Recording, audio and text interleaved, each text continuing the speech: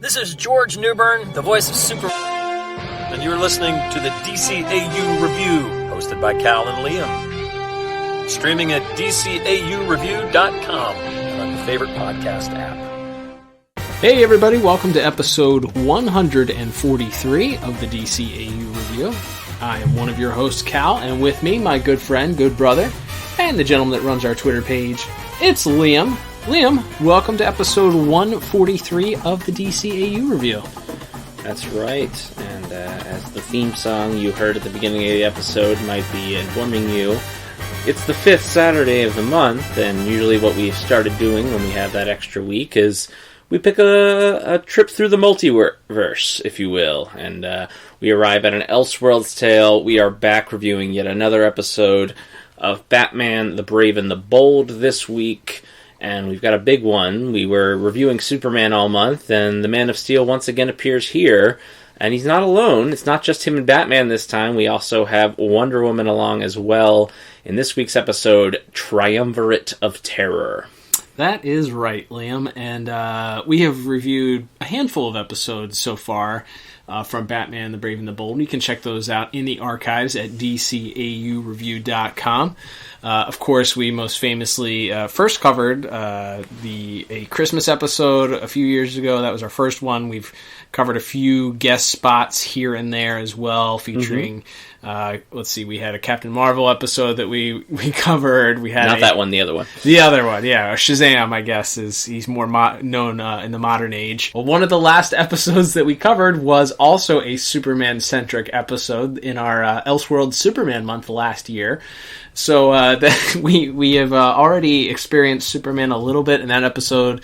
Again, can be heard in the archives. That was a fun one. So definitely looking forward to covering this episode with you today. This episode that we are talking about, if we did not mention the title, is the Triumvirate of Terror. And man, that's a fun one to say. That originally debuted on the Cartoon Network back on October the 7th, 2011, Liam, meaning we are coming up on the 10-year anniversary of this episode as well. Before we get into covering it today, though, I will throw it over to you with our Internet Movie Database official synopsis. That's right, and this is for the episode Triumvirate of Terror, which was written by Paul Giacapo, directed by Michael Goguen, with music by the Dynamic Music Partners, and that synopsis reads as such.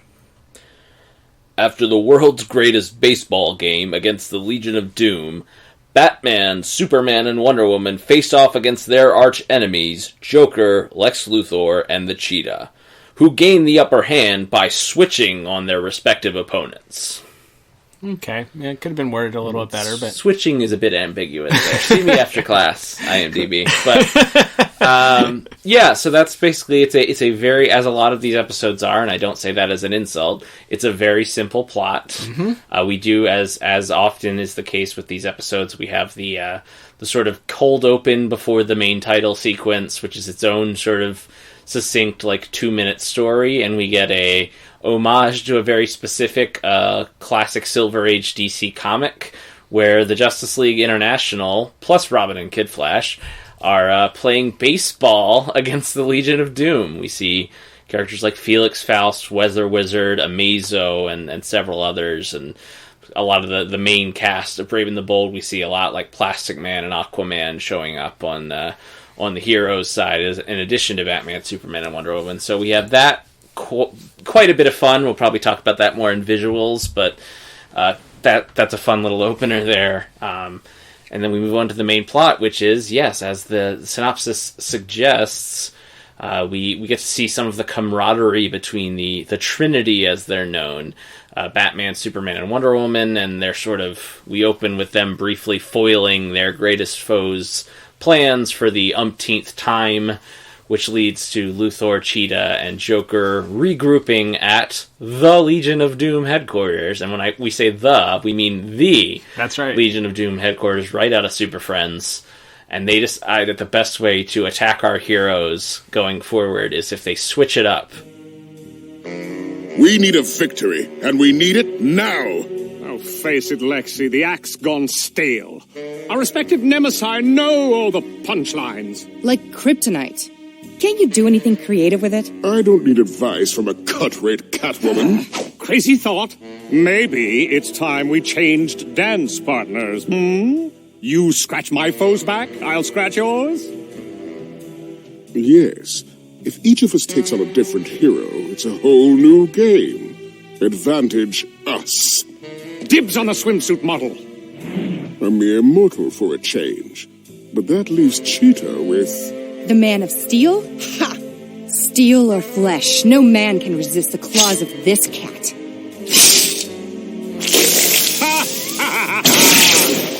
And this time, we bring the battle to them. And Lex goes after Batman, Joker goes after Wonder Woman, and the Cheetah goes after Superman. And that's kind of the rest of the episode, is just some fights between those characters. Yeah, it's these, the episodes that we've covered thus far, there's really not a whole lot of depth that goes into them as far as complicated or maybe life-changing stories that are being told. I know that we've alluded to, and you've had more exposure to this series than I have, admittedly. So I know that there are a few episodes, especially as we get deeper into it, where they decided to go a little bit more serious and have a little bit deeper, more storytelling as opposed to just fun and action and being geared more towards a younger audience, or that, maybe 7 to 10-year-old audience, and sort of branching out beyond that. And with that said, though, it's there's not a whole lot of depth here, as you said. It's just a fun, goofy homage, and we've talked about it on every episode that we've covered of this. James Tucker literally describes this as a love letter to that Silver Age Batman, the Batman that he grew up loving, and there's certainly homages and tips and nods to the 60s Batman, Batman 66, the Adam West show. In this episode specifically, there's nods and homages to the Linda Carter Wonder Woman series. Yep. So there's a lot of that era of superhero before it got serious, before it got gritty, before it got dark, before there were these super, big world-changing stories being told, month to month in the comics or on the screens.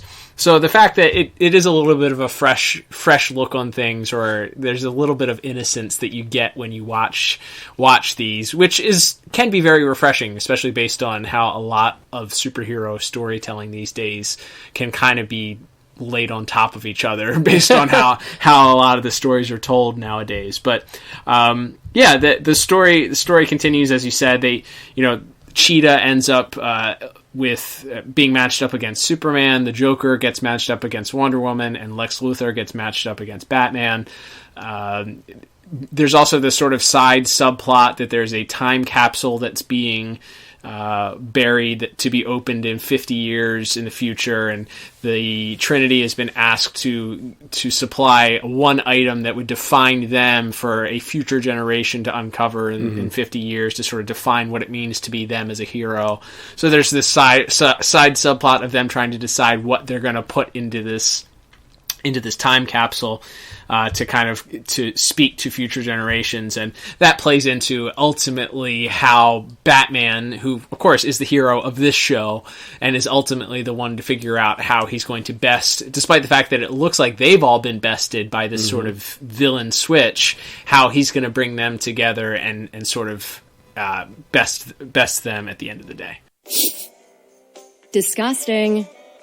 It's in my palm. See? I meant the tabletop. It's hideous. Are these cows? It's not the venue. It's the company. Double bacon cheeseburger with fries. Make it 2. I'll have the tuna club on whole wheat and a salad. Make it 3. And shakes all around. You'll work it off, Princess. Now, have either of you given any thought to the time capsule? Oh, right. The superhero memorial. So we give them a personal item, they bury it, and dig it up again in 50 years? Why? A message to future generations of heroes. Did you see their suggestions? Your tiara, my cape, Batman's batarang? Please, as if those things were all that defined us. Agreed. But then, what? To be continued, I guess. Food's here. When I'm fighting for the American way. This is what I'm really talking about. Yeah, that's sort of they are, at least it appears that the villains do get the upper hand and that their plans are working. Joker, with the help of a lot of Joker toxin, is able to incapacitate most of the Amazons on Paradise Island, and even is able to capture Wonder Woman.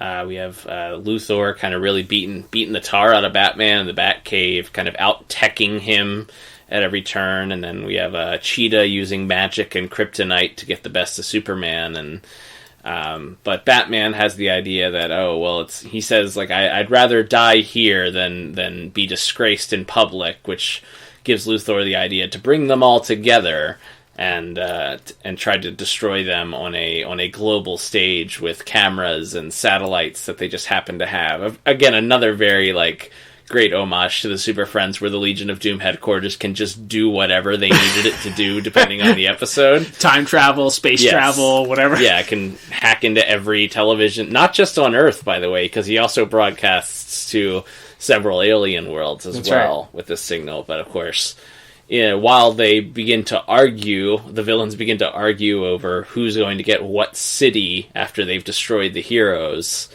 That gives Batman time to free Superman, who frees Wonder Woman, who frees Batman, and then we have another brief fight where the teamwork and camaraderie of the heroes triumphs, and they finally figure out what to put in that time capsule, which we find out 50 years later is the jukebox that was in the diner where we see them having a meal together just before the villains hatch their plot.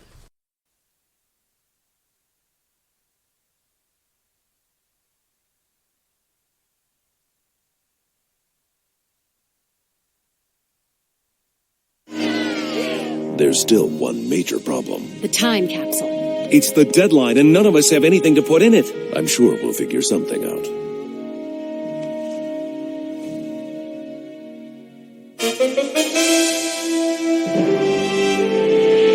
As we open this time capsule after 50 years, we finally get our answer to the question, what does it mean to be a superhero?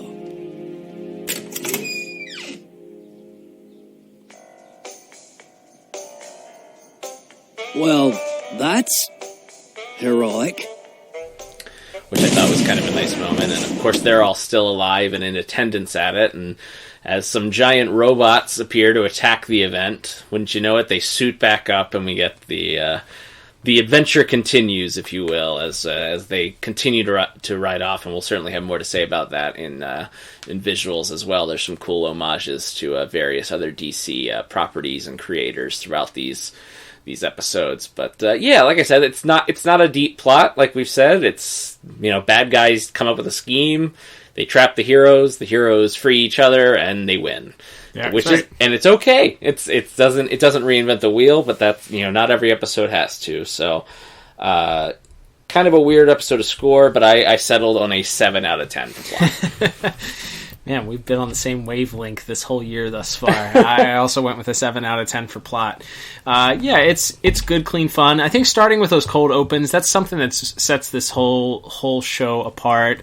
You're not going to see too many modern stories of Batman and Superman and Wonder Woman playing baseball against Lex Luthor and the Joker. I mean, that's true. That's just such a weird, zany, and I think you did mention it is based on a comic which I'm sure is probably available in the DC universe, that being DC Superstars Giant number 10, which came out in 1976 according to the DCAU or the Brave and the Bold wiki.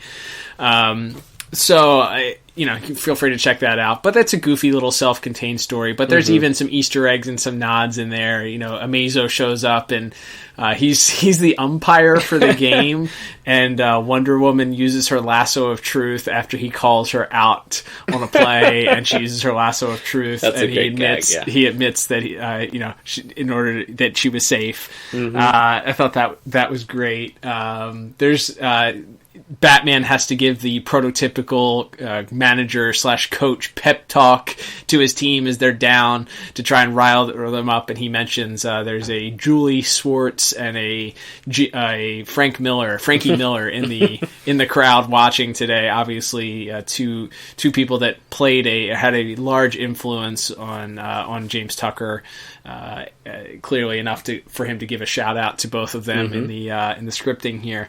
Thought that was funny, but that's something that is it is in and of itself. I mean, ironically, is a time capsule in and of itself, in an era where superheroes would play baseball against supervillains in a comic book, and that was normal, accepted storytelling. The goofiness of it.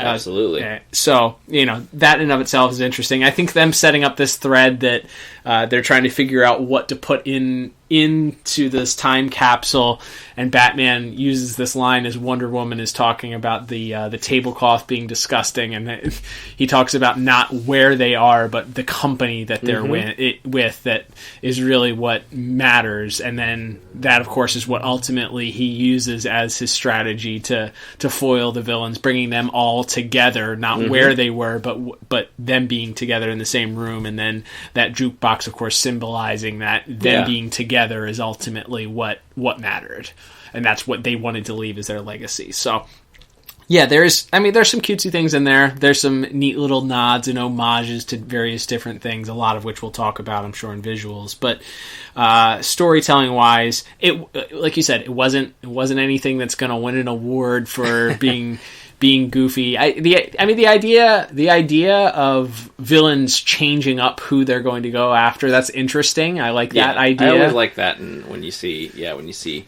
Batman fight Captain Boomerang or something, right? Something, and them strategizing and figuring out, like, hey, we've tried this a bajillion times and been foiled every single time. What if we changed up and we came at them with things that they weren't used to? Right. It's a very kind of meta, but not too fourth wall breaking, of being like, hey, we've lost 5,000 times in a row. Maybe it's time. Maybe this couldn't hurt to give it a shot. For sure.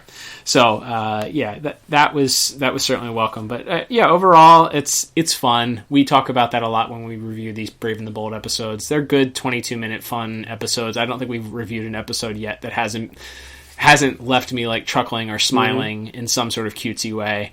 Certainly more others more than this maybe, but it's cutesy and fun enough, and certainly something that you can enjoy while still being simple and understandable. Absolutely.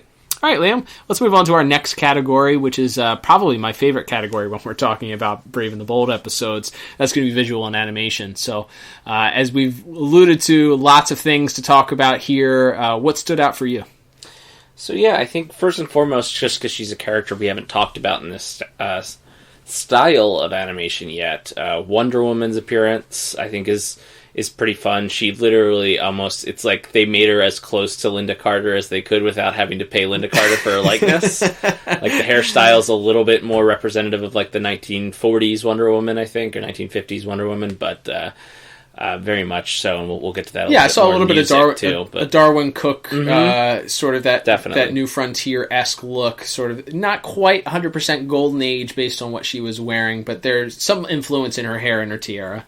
For sure. So I like seeing that. I think there was like post Justice League Unlimited, I think there was once again like weird rules about how they could and couldn't use Wonder Woman, because she never actually gets her own solo episode or episode where just her and Batman team up. I think she only appears in one other Brave and the Bold episode, and it's just in one of like the cold open vignettes. Interesting. So I think there was limits to how often they could use her, but I think she's stands out. We get all the classic Wonder Woman stuff. We get the lasso, we get the bracelets, we get her throwing the tiara. Like, we get all the classic archetypal Wonder Woman stuff. So it's good that they were able to kind of fit all of that in there, probably knowing that this was going to be a limited time deal for them to even get to use this character. And because she is at worst the third most iconic character ever created by DC. That's, it was cool to see her done up in this style and to see her in all her glory, so to speak. Yeah, absolutely. Yeah, I was not aware that this was one of the few times that she appeared on the show, so that's very interesting that she doesn't make another appearance or doesn't have that opportunity to do more of a solo one-on-one with Batman team up. But yeah, she does a great job here. Getting to go to Themyscira, of course, and see her interacting with her mom and the rest of the Amazonians is pretty interesting. Of course, her interaction with Joker, who disguises himself as an Amazonian warrior in order to infiltrate, is pretty funny as well. Maniaque. Mother, look out!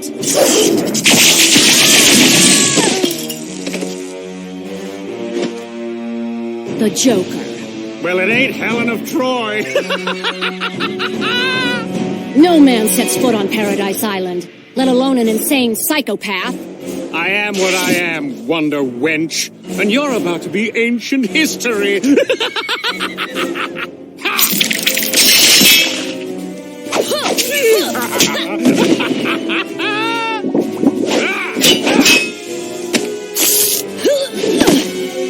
So this is how the other half lives.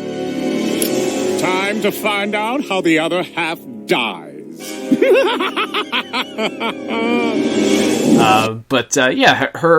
Seeing her in this form is certainly unique, and I appreciate the fact that they did enough to give homages to that same era of Wonder Woman, and certainly Linda Carter, as you mentioned. For sure. Other than that, we get to see Lex and his classic superpowers, power armor. A different version, a different take on that same armor that we see him in Justice League and in the old Super Friends series, as well as, of course, the classic action figure line that kind of spawned a lot of those spin-off Super Friends cartoons. It's cool to see that, and then. Yeah, this is, as far as Cheetah goes, again, pretty much right out of Super Friends, just sort of updated slightly for the Brave and the Bold style. It's the woman in the costume. It's not the more animalistic versions that we've seen more recently in comics and in live-action movies with bad CGI. No offense. No, I didn't make the movie. None taken. But it's three very like archetypal classic takes on the big three villains of the episode as well. And like we said, the unique environment of Cheetah attacking Superman in the Fortress of Solitude, Lex Luthor teleporting into the Batcave. We get a brief Alfred appearance, and we get one of our favorite gags, no matter the universe, which is when Alfred dresses up as Batman or has to pretend that he's Batman. So good. Always good to have a moment like that thrown in there. And when Lex broke into the Batcave, I was curious because Alfred is carrying his suit around. It's the first time I made a notation. Also, it's the first time I had seen, first time in any of the episodes that we've reviewed, and that's always the first sort of exposure that I have to this show. Mm-hmm. First time you see Bruce Wayne out of costume, and you commented that he's wearing a very Michael Keaton-esque turtleneck. Yes. I guess he does sort of wear that same turtleneck, I think, in the new Batman Adventures also. Yeah, I think that's his non-suit look. Yeah, his non-suit look, his more casual look is that sort of turtleneck with those pants style too. So maybe a little nod to both of those appearances. But regardless, we get Bruce out of costume and Alfred in costume, which is great until Bruce can find his suit and put it on as he's trying to evade giving his secret away to Lex. In that same scene, each of those scenes where the villains are taking on their new adversaries, I think they did that really well. I already mentioned the scene with Wonder Woman and Joker, and then of course there is some visual CGI that's used for this as Batman is battling Luthor in the Batcave. He turns the Batmobile into the Bat mech suit sort of robot thing that Luthor quickly sort of does away with. But that was my first time seeing that, and then the Whirly Bat. We get the Whirly Bat gets an appearance at the beginning as the Joker is launching a pie at Batman and Vicky Vale, and so we get to see the Whirly Bat make an appearance again, and then there's some more CGI. I think in maybe the Fortress of Solitude scene or maybe the Themyscira scene. I can't remember which one. I think there's a little bit when the satellite dishes and stuff come out too. There you go. But that's definitely, I think, the most fun is seeing these different villain encounters. And Joker uses pretty much like every like gag Joker weapon we've ever seen, from rubber chickens to laughing gas to the playing cards to near the end of the episode he pulls out a laughing fish and swings it at Batman. So you get kind of all like gas flower. Absolutely, yeah. All of the classic Joker weapons as well. And Cheetah really just like, we get to see her. She slices Superman up. No red to indicate blood, but slices up Superman's costume. And then later, when Lex is teleporting them all away, it's like he has Batman captured. Joker's about to hit Wonder Woman with a hammer, and then they teleport. And then we cut to Superman and Cheetah has like her claws dug into Superman's eyes. Like, she mentions that kryptonite tip too. Yeah, so that's like that's probably actually the most violent of the three supervillain encounters we get in this episode. Sorry, big boy. Your message in a bottle will have to wait forever.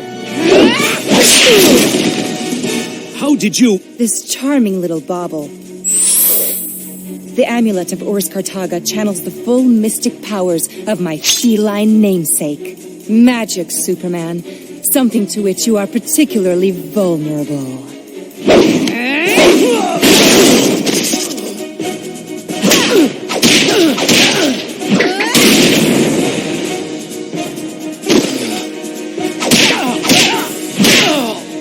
Impressive, but you still won't win. So you might as well surrender now! Kryptonite-laced nail polish. Isn't it too divine?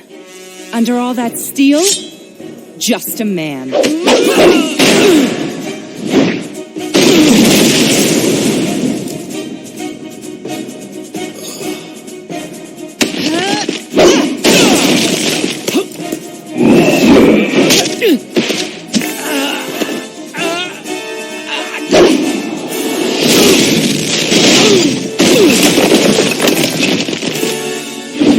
Now, to claim my prize.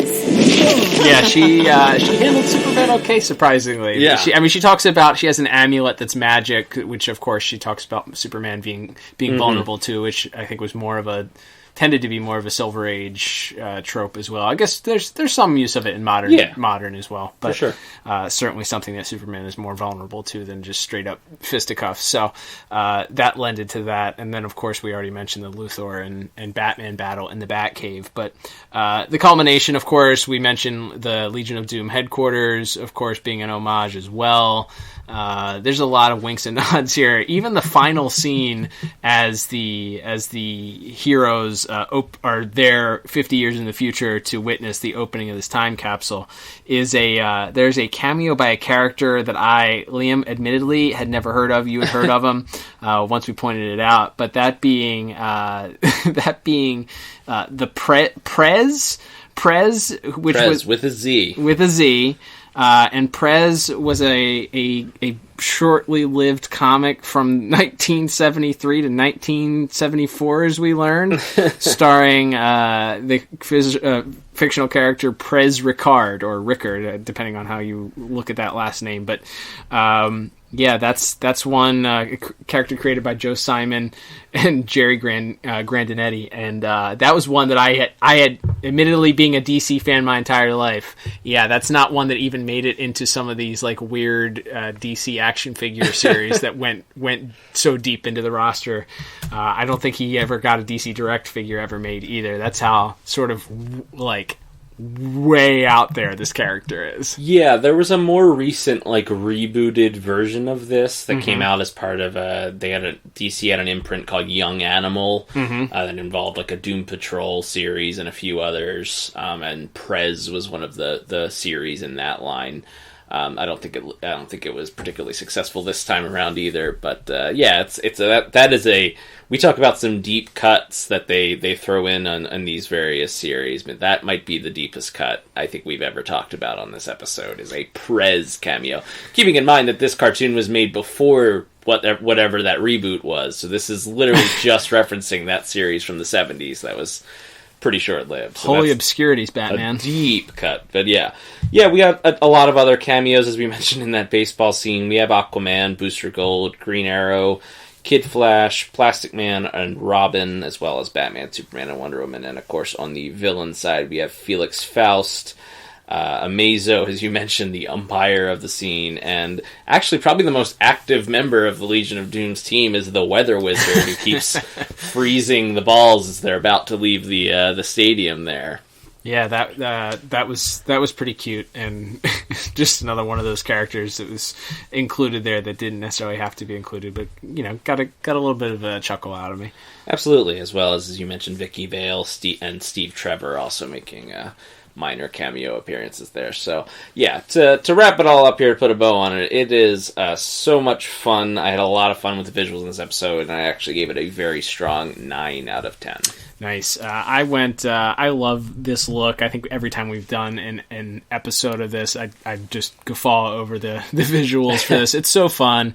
Yeah. It's fun playing in this universe. They have a lot of fun doing so, and I ended up giving visuals a perfect 10 out of 10 for that reason. It's really fun. I love the style. I love the artwork. I love the way that it's drawn. The characters, as we said, this having a new character in Wonder Woman, the returning Superman. I even like the details. Just appreciating the details going like through this episode. Even though we had already covered an episode that featured Superman, but him having the S on the back of the cape and just some of those squinting eyes. The squinting eyes. Yeah, those little touches that you don't have to do, but they did as this homage to this era, is just so welcome and makes you feel sort of like right at home and warm and fuzzy. So I really, really, really enjoy the visuals for this show. So, and that Alfred cameo, that Alfred as Batman, is another perfect homage to Batman 66 or any of the other times that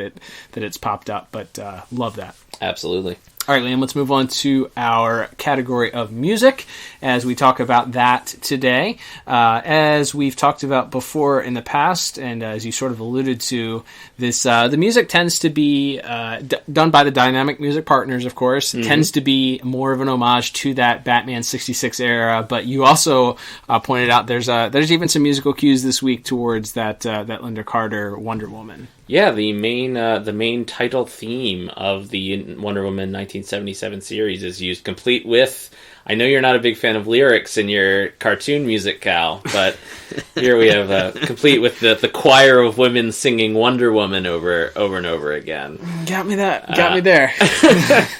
But that's again, like we said, because that's such an homage to that era. It feels very appropriate to have that there.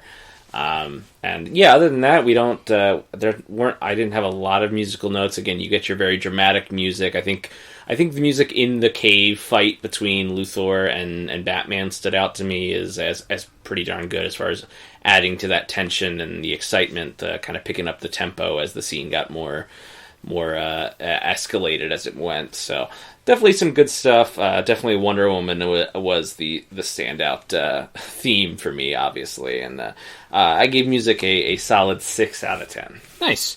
I went just a tick higher. I went 7 out of 10. I would say it is a lot of filler, a lot of background music. I think that the final fight between all of the heroes and villains really culminates and really pays straight up homage to Batman 66 with a sort of guitar driven. It's not a straight up version of that Batman 66 fight theme that everybody knows and can sing and hum, but it's an homage to it. It rhymes. It's poetic. It rhymes. Yes, it's poetry. It's definitely clearly what they're going for with it. So I really enjoyed that. That sort of popped me for lack of a better term. I enjoyed that a lot. So not a whole lot musically otherwise to note. There was some music, of course, that played in the opening, the cold open also during the baseball game. That added to that as well.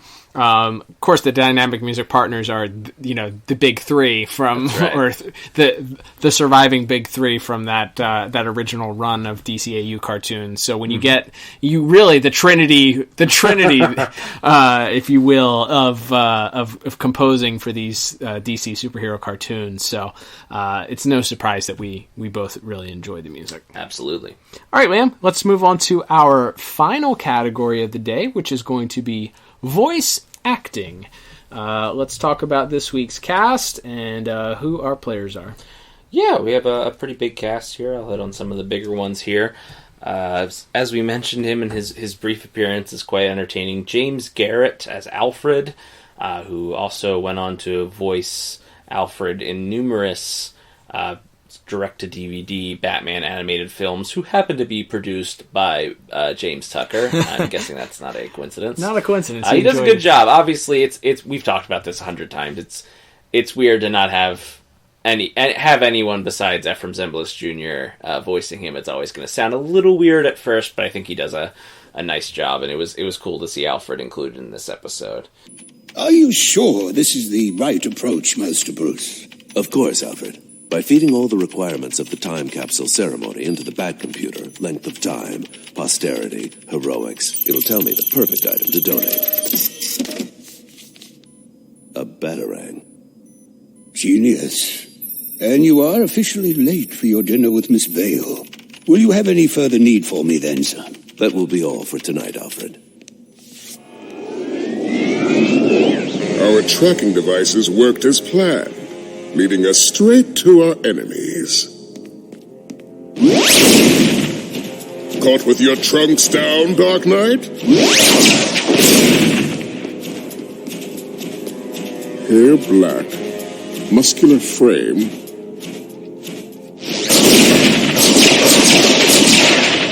Who are you? Did you come here to fight me, Luthor, or my janitor? Oh, dear.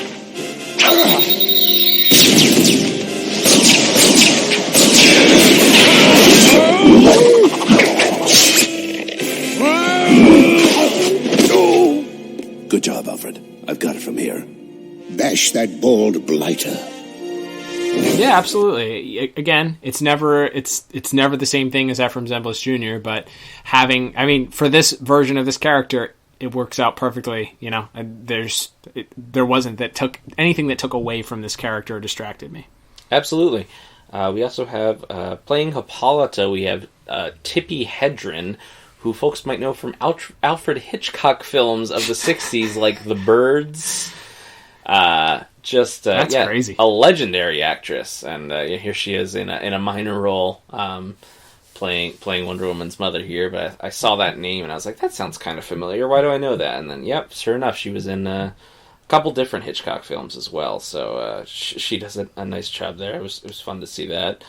We have Roger Rose as Superman, who I think we talked quite a bit about in his previous appearance in Brave and the Bold that we talked about back in the archives. But he is pretty much the perfect 50s Superman voice. Oh yeah, he's really, really good. There's a touch of familiarity too. It doesn't feel like, it's weird because we talked about, obviously there's two DCAU Superman voices, and we've talked back and forth about whether we're more of a Tim Daly guy or not, or a George Newbern guy. And, this Superman voice, while not being either of them, I think is in the same ballpark as them, though. But with that, innocent, 40s, 50s Superman twist to it. Yes. When they're in the diner and he says, when I'm talking about fighting for the American way, and he holds up a cheeseburger and a big milkshake, he goes, this is what I'm talking about. And then takes a big bite of the cheeseburger. It's that's such a cheesy thing, but it's perfect for, Superman. I think, I forget who it was, it may have been Tom King or someone had once said, there's no such thing as too cheesy for Superman. Right. And I think, especially when you're in this 50s, 60s Silver Age homage era, there's really nothing that you can't say as Superman that he's yep, that's Superman. That still feels right. As corny and silly as that line is, he delivers it greatly. I love that. Yeah, that's it's done really, really well. He's not out of place as Superman, and definitely if he hasn't had the opportunity to voice Superman in other outlets, should definitely be given the chance if there are other opportunities out there, because I think he does a great job. Yeah, it would be interesting to hear him in a more modern Superman take, to see what he would do with a little more serious edge to it. Absolutely. And from there, of course, we have Vicki Lewis playing Wonder Woman, who folks might know from Finding Nemo or some of her, a lot of her other voice acting work over the years. She's good. I was honestly like, it's no one's fault. But when I heard the Wonder Woman theme, I thought, why didn't they just get Linda Carter to voice her? Right. Like, and again, other than that, you know, maybe they didn't want to pay for Linda Carter, but like, right. But that's not Miss Lewis's fault. She does a fine job as Wonder Woman. Again, a very archetypal, heroic, Silver Age superhero voice, but she does a good job. Yeah, she doesn't have a lot of dialogue. Yeah. Her interaction with Superman and Batman in the diner is she's sort of like trying to order a salad and like try to be health conscious. Superman mansplains to her. That's not the right term, but he orders for her, which is very unchivalrous. Yes, and then Batman is the one who mansplains. He's the one who says that she's going to work it off by fighting crime or whatever. Oh my gosh! Yeah, that was a tongue-in-cheek nod to that sort of misogynistic era, to the era when she was the secretary of the Justice Society. Oy vey. Well, we've come a long way for sure. She now anchors, pretty much solely anchors the DC live-action movie. Absolutely, but the turntables have in fact turned. yes, how they have. But yeah, who else do we have? Obviously, we have Jeff Glenn Bennett, who's making a return as the Joker, who I just desperately want to be the voice of Plankton, apparently, because every time I hear him, I'm like, oh, it's the guy that voiced Plankton on SpongeBob, and it's like, nope, still not, no, still Johnny Bravo, still Dexter's dad. Absolutely, yeah, legendary voice actor, but just not for that particular voice, despite your best efforts to will that into existence. And apparently, it's going to be a Mandela effect thing with that. Apparently, probably for the rest of the time we for sure review episodes with the Joker in them. But yeah, he does a solid job. Like I said, I think the highlight, as we've talked about in other categories, is that scene where he goes to confront Wonder Woman, and it's mostly a visual gag of him in this veil, like tiptoeing around, like walking very daintily as he's gassing all the Amazons, and then when he pulls off the hood and starts to attack Wonder Woman, he's pretty darn good as well in this. Yeah. It's a different Joker. We've talked about that before. It's not like any other Joker performance, and it's not. I don't know. It doesn't. At the end of the day, it doesn't always come off like a Joker, as opposed to just it's a cartoon villain voice. I guess maybe, which is why I want him to be Plankton, because it's more of that cartoon, like over the top villain, as opposed to a maniacal clown. So I feel like, I mean, I love his performance, but it's missing something as far as a Joker performance for me is concerned. But he's fine. Like he's fine. He's fine in that role. He does a good job. And then, of course, we have Kevin Michael Richardson as Lex Luthor. Speaking of the Joker. That's right. Speaking of the Batman. Of course, played the Joker in that series and has done tons of other voice acting work. He's a pretty great Lex Luthor. Like, again, we're the DCAU review, so we're going to... They have the unfortunate problem of being compared to Clancy Brown and Mark Hamill and Ephraim Zimbalist and all these people that we've already mentioned, and right. Susan Eisenberg and all these tremendous voice actors. But I think he does a really good job. He probably of the villains has the most to do because he's the one that actually like hatches the plot. And I was going to say I feel like he has the majority of the dialogue in the episode. Well, he's also the only villain who talks in the baseball sequence as well. So he's probably called on more than any of the other actors in this episode. And he does a fun job, especially I think again that sequence in the Batcave with him playing off of Diedrich Bader as Batman is really quite fun. For a thick Lex Luthor with two C's, that's right. I think that he does and we talked about it in the other Superman episode that we covered. It's a different take on Lex. It's it's more of the like mad scientist, straight up supervillain, as opposed to the undercover businessman that's just kind of like sneakily evil, or less overtly evil. Right. So it's for this tone of this cartoon and for the type of Lex Luthor character he's playing. I think he does a great job. Absolutely. And then I saved her for last because she's probably the most known name in this cast. Playing the Cheetah this week, Morena Baccarin, who folks might know from the Deadpool movies, as well as Gotham. She plays Dr. Leslie Tompkins on Gotham, so there's another DC connection for you. For sure. Tons of other... Have we talked about her once before? I I feel like she may have been a voice actor in something else. I don't know. There's been 140 some of these folks. I feel like I've brought her name up before. Probably. It's possible. But yeah. Or it could have just been us talking, because we also talk about comics and cartoons when we're not recording the podcast. Too. Good point. Yeah. Yeah, no, she does a great job. I did not know that was her. That's pretty interesting. Yeah, she's pretty... I mean, she does... Her character, I feel like we definitely have talked about it, because I feel like we've talked about her character on Gotham, which I watched up until I don't think I ever watched the last season, but I was pretty faithful in watching that in the first couple seasons, and her character portrayal of Leslie Tompkins is definitely very different than what we got in Batman the Animated Series, or typically is portrayed in the comics. So for her portrayal is definitely different, but she has a good voice acting voice. She definitely has a voice for voice acting, and she does a great job portraying Cheetah. I didn't find anything offensive about it, and actually pleasantly surprised that was her. And just so people don't yell at me, she voices the Black Canary on Justice League Unlimited, which I don't think we've actually reviewed an episode with her in it yet. Correct. But just so we don't get yelled at. I think we've talked about her when we've talked about Leslie Tompkins on... That's probably it. On Appointment in Crime Alley. Yeah, that sounds about right. But regardless, I think she does a very good job as Cheetah here, playing off, as we mentioned, she gets to play off Superman more probably than her classic rival of Wonder Woman here.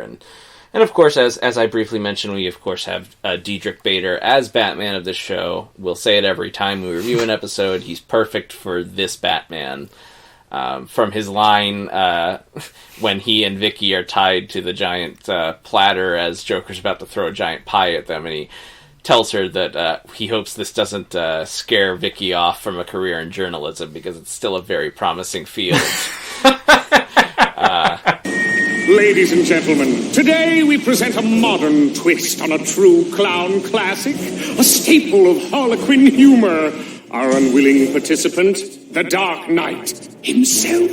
And a surprise guest, a nosy reporter who got a little too close to her story. I hope this doesn't dissuade you from a life of journalism, Miss Vale. It's still a noble calling. He does a fantastic job in this episode again and again. Him playing off of Kevin Michael Richardson as well as Vicki Lewis and Roger Rose, I think is all very, very fun, and a good time was had by all. Yeah, they do it great. He fits this version of this Batman very well. Even though, as we always say, as a DCAU podcast, we'll always see Kevin Conroy as Batman. This characterization of Batman a great casting, and he does a great job. Absolutely. And for all those reasons, Cal, I have given voice acting a perfect 10 out of 10. Nice. I went just a tick lower. I went 8 out of 10. I think Kevin Michael Richardson does the lion's share of carrying, as I mentioned here. But overall, I didn't think there was a lot. There wasn't a lot needed as far as dialogue. It's a lot of action sequences. It's a lot of visual gags. It's a lot of punching and happening in the like the fisticuffs, as opposed to the need for dialogue. So there wasn't anything to me that blew me away as far as like, hey, this is really, really good performance. So that's why I gave it just a little tick lower. There you go. So let's total up our scores, Lynn. Oh, that's a sound. That means a bonus point has just been given, and it's not me this time, Cal, so that must mean it's you. It is indeed, Liam. So my bonus point is for something we didn't mention in visuals, or at least I intentionally didn't mention in visuals, and that is in that final scene, we get a flash forward 50 years into the future as they are opening up this time capsule, as we said, and the character of Prez Rickard is opening up the time capsule, and we get three people in the crowd that happen to be watching and looking on, who, of course, certainly resemble three people that we know, one being, of course, Clark Kent, one, of course, Diana. But he wears glasses, and Superman doesn't wear glasses, true. So we can't be sure it was He's also got a little bit of graying at the temples. Yeah. And then you have a gray-streaked hair woman that looks a little bit like Wonder Woman, and then you have a guy that looks in a wheelchair. It's a little bit old and crusty. And wouldn't you know it, as soon as they open this time capsule and bring out the jukebox, there is a attack from some aliens, and springing into action, headed to his phone booth, Clark Kent comes out dressed as Superman. Diana does her spin, another homage to that Wonder Woman 77, the great Linda Carter television program. And then Batman, who bears a passing resemblance to a Kingdom Come Bruce Wayne drawing homage. His wheelchair transforms into a mech suit that greatly resembles the Kingdom Come drawings, which have a soft spot, if we haven't mentioned it here before, a huge soft spot for the Kingdom Come storyline, that graphic novel.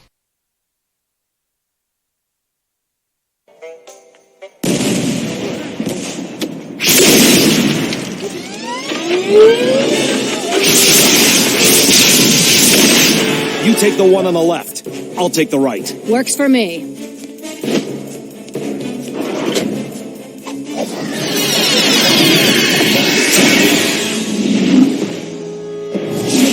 You coming or what? Wouldn't miss it.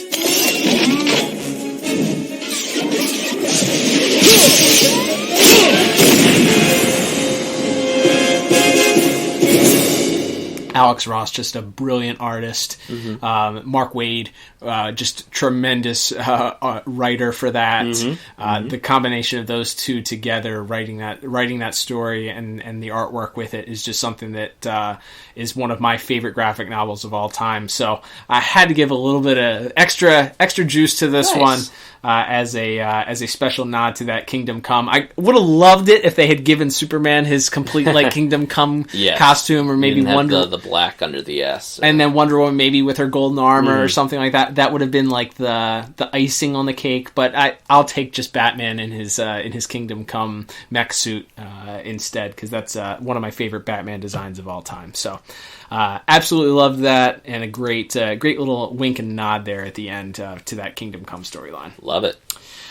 All right, Liam. So, totaling everything up here, Liam, I end up with a very respectable 33 out of 40. What about you? And I am just one notch lower on the scale there, Cal, with a final score of 32 out of 40. All right. These episodes continue to be pretty high ranked on our scoring system here. I guess it comes down to rewatchability, Liam, as we talk about this one. It's hard because I haven't watched the entirety of this series. This one doesn't necessarily feel, other than it being maybe the only Wonder Woman appearance, it doesn't feel like it's too integral to the actual series itself, but it is fun. You have a Lex Luthor, Joker, Cheetah team up and a Trinity team up. So what do you say? Yeah, I would give this one thumb up for rewatchability, just because it is the only full episode appearance of Wonder Woman that we get in this series, and one of the only Trinity adventures in animation up to this point too. That's a good point. Didn't have a ton of those where it was just the three of them in Justice League or JLU. So, and those episodes that they did, we really loved, and so far absolutely. have been some of the highest ranked episodes. Absolutely. So definitely, I would give this one thumb up for rewatchability. Yeah, I agree with you. Again, not having seen the entirety of this series, it doesn't seem like there are too many episodes that you're going to be like, this is a must-watch and you have to watch this one because it is integral. Because there's not a lot of overarching, at least in the episodes that we've seen, stories that carry. I think that's something they do later on in the final season. For sure. There's like a more established homage to like the Justice League International team of the 90s and things like that, where they actually do build on some of their characters there and form like an official group. But yeah, as far as you could pretty much, and that's I think one of the great things about the show is whether you're watching it as an adult or you're watching it with your kids, you can kind of just pick an episode and you'll have a pretty good time with it. Absolutely, yeah. And this is one that you can watch no matter what age you are, which is great about this. And certainly pull something out of it. Kids probably aren't going to get half of the Easter eggs and the homages to those old comic books series or shows like adults will. So yeah, across all ages. That's one of the things that this Batman Brave and the Bold cartoon does really, really well. Is appeals to people of all ages. Absolutely. In a different way than the DCAU. For sure. All right, Liam. Well, that will bring us to the end of this week's episode. Thank you, everybody, for tuning in. Don't forget, you can follow us on social media at DCAU Review. Check out our Instagram. Follow us on there. We post clips from upcoming episodes. We let you know when the new episodes are posted. We do lots of fun stuff on there. We also have a presence on Twitter. Liam runs our Twitter page, so you can follow us at DCAU Review on there as well. We talk about it all the time, but Liam always will drop a few days earlier than we announce on this episode what we'll be covering for the future. So Liam, with that being said, what are we covering for the new month of February, which starts next week? Well, it's funny, Cal, because you mentioned that flash forward sequence where we see the superheroes in the future. Now, would you say that sequence took place 50 years from now, whenever now is? Well, it definitely takes 50 years. It's definitely 50 years in the future by what their dialogue was. So. Absolutely. And that is exactly where we'll be heading, back into the future of Gotham City. The future, Liam? That's right. All the way to the year 2000. I mean, 50 years from now, whenever now is. As we return, first time in quite a while, we have entered that space. We'll be heading back to the future to cover more episodes of Batman Beyond in February. All right, we're very excited about that, and we are kicking off with the episode Final Cut. Awesome. Yes, the return of Curare, which is as we talked about, the very unique villains and rogues gallery that Terry has to contend with in that series. Always a lot of fun, so exciting to get back into that world and to experience it with another memorable episode next week. Absolutely. Don't forget, subscribe to us on your favorite podcast app, wherever that is, Google, Spotify, Apple Podcasts, iHeartRadio, pretty much anywhere else you can find your podcasts, you can find us. You can also, if you want to support the podcast, check out our store. It's at the top of the page. Head over to DCAUreview.com. Click on the store tab. Pick yourself up a shirt, a hat, a mug, a sweatshirt, something. We don't do ads on here because we don't like them. So if you want to support us and you like what we're doing, you can buy one of those items and then send us a pic, tweet us a pic, Instagram us a pic of you wearing your gear. We'd love to see that in action. But I am excited to head back to the future next week. But until then, I'm Cal. And I'm Liam. And we will talk to you on the next episode of the DCAU Review. Farewell.